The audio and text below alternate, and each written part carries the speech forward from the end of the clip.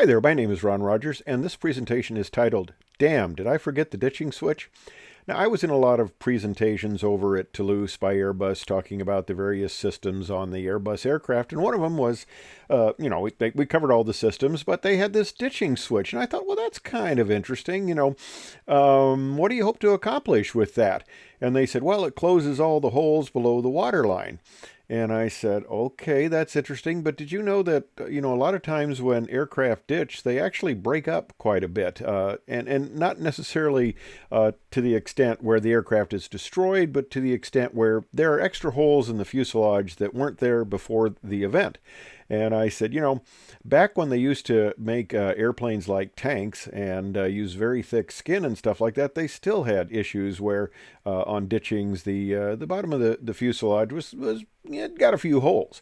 And I said, now that you guys are making them out of tinfoil, of course, they took a little bit of umbrage at that, but, out at the McDonnell Douglas plant where they're building the MD-80s and 90s, they called the airplanes Reynolds wrap because that's how thin the aluminum foil is. But I know you guys are all familiar with the miracle on the Hudson, an absolutely unbelievable bit of airmanship, absolutely no faulting you can have of the pilots on that, except for the co-pilot who admitted, the captain told him to restart the engines, and he said, I think it was on the Johnny Carson show or something, he said he failed at that miserably. But it probably wasn't Johnny Carson, he was gone by then. But anyway, I digress. Okay, well, let's talk about the situation where he was criticized, which is kind of ridiculous. Because I've flown out of that area many, many times, and, out of LaGuardia coming towards Chicago, and there, initially after takeoff, there's no place to land. And okay, the movie, they had the movie. Okay, well, you got to have suspense in the movie, like the whole deal of landing in the Hudson wasn't enough suspense at that. Okay, give me a break. So they had to have this trumped up thing where the NTSB is going, well, could you make Teterboro, and we need to look at that. No, come on, give me a break. The NTSB never criticized the crew.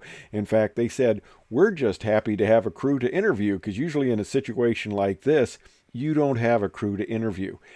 And I mean, look at the people on the wing there.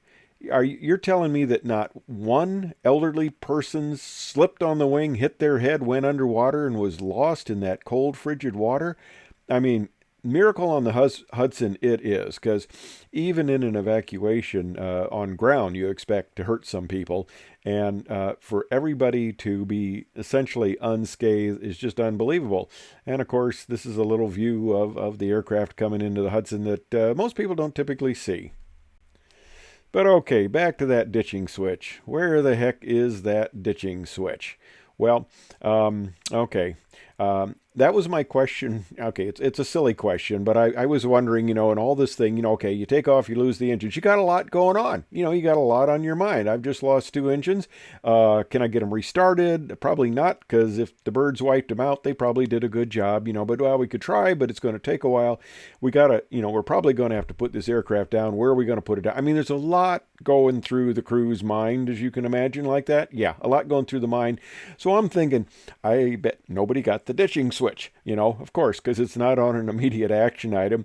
And here was the first test of the Airbus ditching switch, and I bet nobody used it. Well, guess what? Came out, nobody did.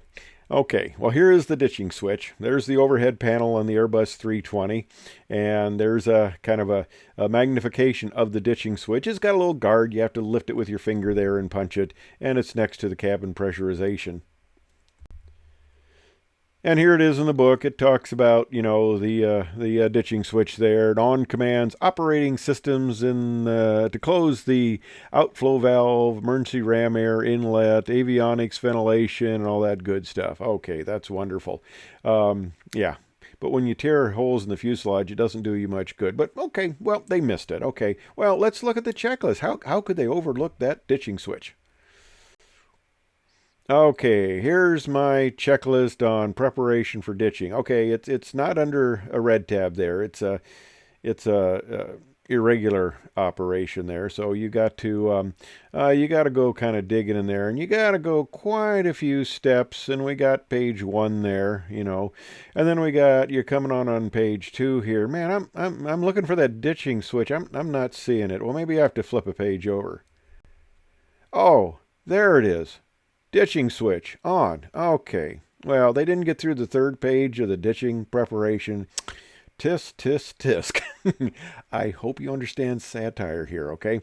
But I thought it was interesting because I thought this was kind of a silly switch to waste, money on even putting in because, yeah, we do have a few ditching situations that are planned. And I was we have to go through ditching course every year in Recurrent at United Airlines, and they go through, the various ditching scenarios. And, you land perpendicular to the secondary and down the primary and next to the tertiary and stuff like that. Yeah, it's kind of a little sleep fest. And there's a story about one of the instructors. We had picked up the Pan Am section, and one of the instructors was going over this, and there was a guy in the back that was just not paying attention, an older guy. And finally, one of the other students turned to him and said, I don't remember the guy's name, called him Bob. He said, Bob, was that the way you did it when you ditched?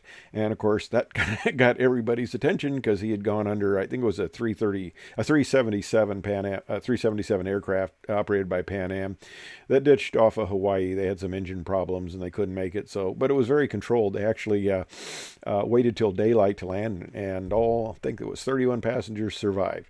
But anyway, I thought it was a funny switch. And here's a picture of the airplane, sans water. They got it out, but so the bottom of it is torn up. I didn't have a really good picture looking at the bottom, but it in the back area there, it shed a little bit of skin, so that wasn't going to prevent them from sinking. But airplanes tend to float pretty well. If they got fuel, it's lighter than the water, so it tends to float. And the construction of the airplane tends to lend to them floating. And as you notice, it did float. Now the tail was down a little bit, but the people were able to get out, get on the wing, and everything. And sometimes there have been situations in the past where aircraft floated so well they had to actually be sunk because they were a menace to navigation. Anyway, that is my little dissertation on the Airbus ditching switch. That, as far as I'm concerned, you can leave that off in future generations. Anyway, thanks for watching. I hope you enjoyed it.